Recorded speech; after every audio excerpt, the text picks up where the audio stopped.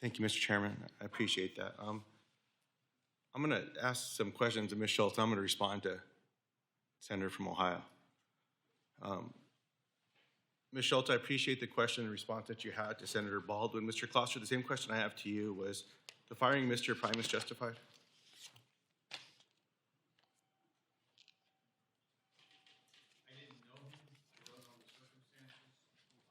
Please turn your microphone on. Oh, sorry. I didn't know him. I don't know the circumstances. I wasn't privy to the circumstances that he was removed by President Trump. So I have a follow-up. It's in litigation. Yes. So I don't really have a comment on that. I have a follow-up here. The White House said that they fired Mr. Primus because he did not support the President's America First agenda. Their words, the White House. Ms. Schultz, yes or no, do you feel pressure to support the President's agenda?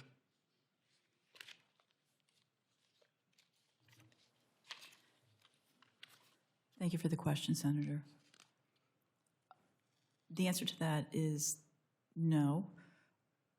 Again, I think in response to other questions, in my time on the board with pending matters, I approach it from a pretty similar manner, which is to look at the applicable law, including any statutes, regs, existing precedent.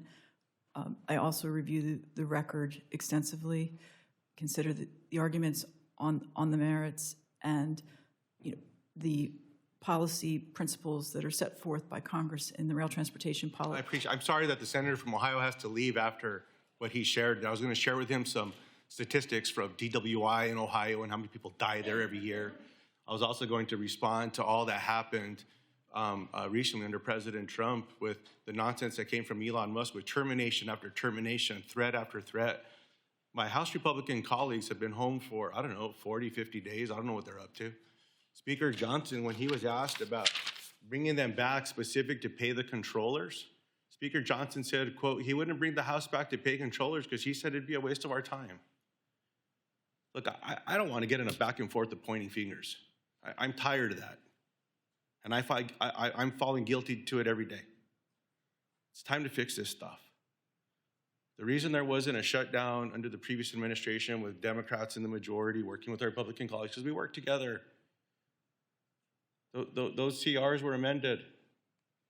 Democrats and Republicans got together to do the right thing for the American people. We need to do that again. And I'm certainly hopeful that we'll get there as well. I'm sorry that Senator Moreno doesn't want to see that there's a 26% increase in DWI deaths in Ohio. That one of the leading causes of fatalities in Ohio is people getting killed by people driving drunk. I hope that we'll have a chance to have a conversation, and that rather than just trying to throw a swing, you want to sit here and you're going to listen to the response as well. I'm just terribly sorry about that as well, but let me just get back here to close, and I appreciate the follow-up here. Mr. Kloster, just same question to you. Do you feel pressure to support the President's agenda?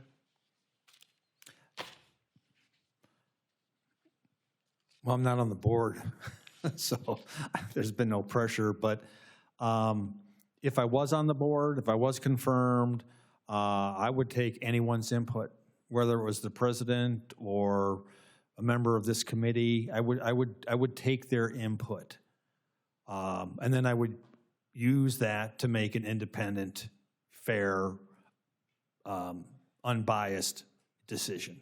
You would take their input if it was in the record, or are you going to take their input if they go to social media and say something? Yeah, I'm not on social media.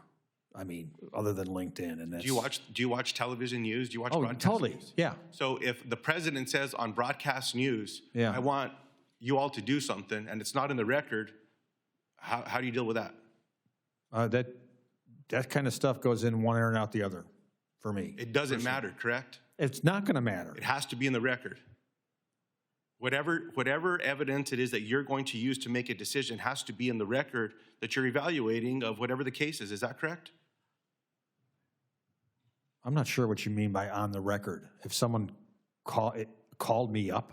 So help me understand, sir. I'm from a small farm here. Yeah, and this is my you're gonna- first foray into this world. Mr. Kloster, you've accepted a nomination Yes. into a very serious job into an independent agency. Yeah. There are serious cases presented to you, a track going awry and going off a line.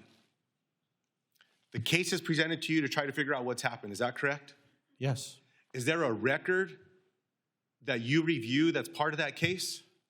Or what would you call it? What's the paper that gets put in front of you that you have to read and understand that all the evidence, all the investigations, what is that called? What do you call it? 'Cause I want to use your No, I word. understand what you mean by record now. Yeah. Would you call it a record? Yeah, application, I'm using all the the right word. evidence.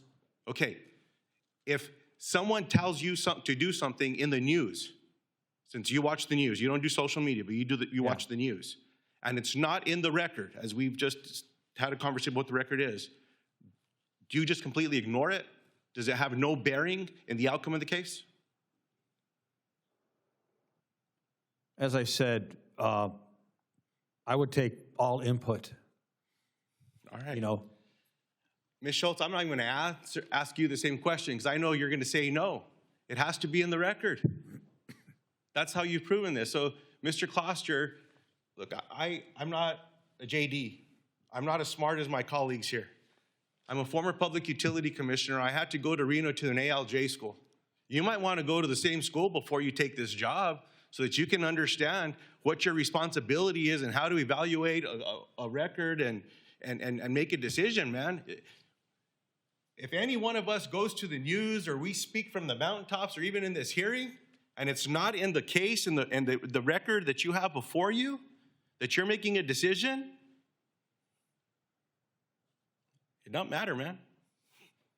I certainly hope that we just get to that case. And Mr. Chairman, maybe you and I can support some budget and funding to get some ALJ training for some of these folks. And I'd be proud to co-sponsor it with you. Well, I appreciate that recommendation.